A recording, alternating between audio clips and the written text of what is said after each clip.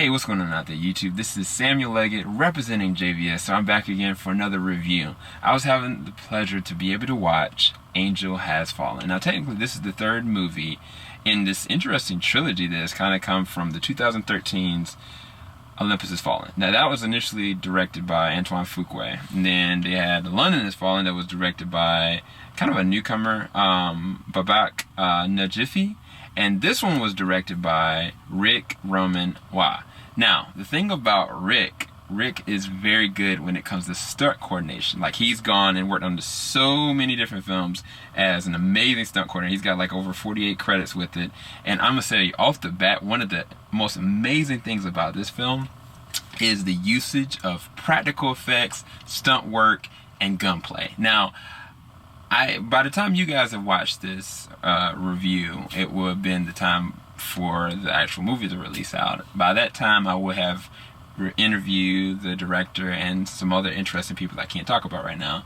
But the action in this one is so crazy realistic that I was kind of just like, this is wow. Because I think the thing about Olympus Has Fallen, I think is probably the one that I was kind of like really drawn towards. London Has Fallen kind of like left me kind of like in the dark of what was really happening. This one, I think, might be the best one, and I'm talking about Angel Has Fallen, because they take all the different things that I loved about Olympus Has Fallen, the stakes, the misdirect, and more than anything, the practical uses of effects and gunplay, and they just amp it up, specifically with the gunplay. So there's a couple different scenes in the very early part of it, and probably the only CG that I can kind of notice in the movie. There was a drone situation, and they used something that looked practical, but I think it had to have been, VFX. But then when the explosions happened, and when the gunplay happened, and when the things were happening, like, I was like, these are real stuntmen feeling this. These are real people like getting thrown left and right. They're real people like are actually firing these guns. Because I think the other thing about this is the sound design. Sound design, like each gun, whether you know it or not, if you look at Atomic Blonde, or if you look at like The Matrix, or you look at certain kind of movies, guns have a certain distinct sound, and they get every single one of those niches in this movie amazingly right. Like, it sounds really, especially in a movie setting. I can't wait to actually take this movie and look at it on my home entertainment system, because it sounds amazing. It looks amazing. It looks realistic. The other part about this is your boy Gerald Butler back is Mike Banning. Now, Mike in this one was probably the best way I can kind of describe him. If you look at the trailer, you probably know. I think Splinter Cell Conviction would be a good example of that, but even worse off, because he's dealing with a physical handicap, a mental, emotional handicap, given the circumstances that are going on. And I loved it. I really did love it, because I was rooting for him. You know what I'm saying? Like, most of the time we're rooting for him to save the president. Most of the time we're rooting for him to go and save this and save that. This is more about self-preservation. This is more about thinking about the consequences of these actions that are happening, and the downpour of the different ramifications that are bleeding onto the family, bleeding onto the presidency, because he's the top of the Secret Service agents. Like, he has saved the president multiple times now at this point. And for him to kind of have everything flipped, I think Gerald Butler played it very well, because I truly believe that he was really kind of going through this, and I thought it was really interesting how they played that out. Now, I think that some things in this movie, I think, were telegraphed, to be honest with you. I think that there were some things that weren't so much of a twist. It was almost like predictable, specifically certain terms that happen with certain people, not necessarily the circumstances, but more so like the people and where things are planning out. And so if you don't like kind of predicting, where an enemy is going to be or what's going to happen, this movie does have that certain moments. But I mean, I got to go down the line. Your boy Morgan Freeman is back. Now in this situation, he's no longer the vice president, he is the president. And I think that he just blows up every scene. I love Morgan Freeman anyway.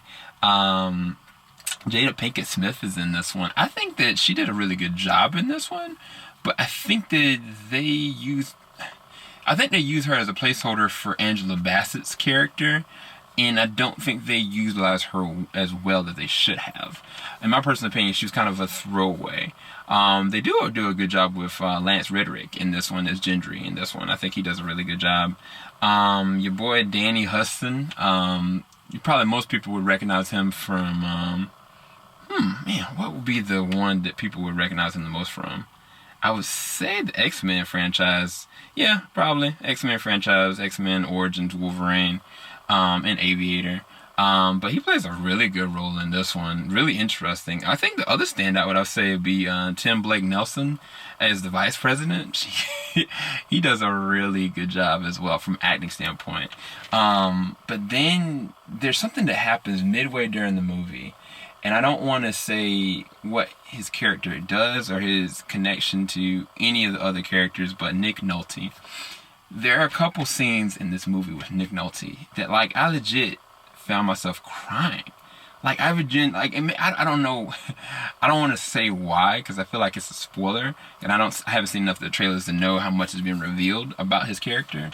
But when his character comes on the scene, like him, and even his scenes with Gerald Butler, like, they just crush it, man. Some movies a little bit cheesy, some moments are a little bit over the top, but for the most part is quintessentially probably the most emotional, resonant character throughout their whole entire film. That instead of it being like just an action-based movie just like the rest of them, or instead of being just like, oh well, this is in your face, like, no, like there is an emotional connection now. Like, now that I'm actually invested, now that I'm actually, and matter of fact, the young actress that plays the role of Gerald Butler's daughter, yo, she does an amazing job. Because there's one moment in the third act, like, legit, I was kind of just like, I was taking it back a little bit. I was like, man, this is a little too real.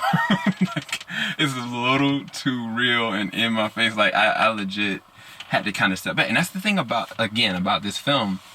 And again, I haven't even talked about the story or anything. I don't think I'm actually going to go there. I think the thing about this one, it's taking scenarios that are out of the random, crazy cliche of the 90s and 2000s action tropes and presenting them in a way that is practical and presenting them in a way where realistically, how would you deal with these certain circumstances? And each one of the fights, each one of the gunplay, each one of the things that are happening, and even the things that are happening to Mike and the psychology behind it, is all come from a real place. And I can really tell that they put a lot of thought and a lot of care into it. And I think that is a credit to the directing and the writing. And I think that everybody does their role very well. Now, the story, again, I think that the story, it can come off very predictable. The pacing sometimes can be a little drawn, but I think that I like that because it gives me time to really feel what's going on. If you want just like action, there are gaps in between where you might not get that, so maybe you might not like that. But I'm just giving you what I saw, and I'm gonna tell you I really enjoyed this film. I actually think it is the best out of the three, even though I think the other two maybe have a little bit more action, maybe. But I think this one, like the practical effects in this one and the gunplay and just like how hard in the paint they go by the third and second act, I was just like, you go, Mike, let's go, Mike. Like, it wasn't even just me cheering on Mike. It was like, it was a lot. It was a whole lot that was actually happening, and I was taking it back most of the time. So I had to give this and rest it at an 8.5.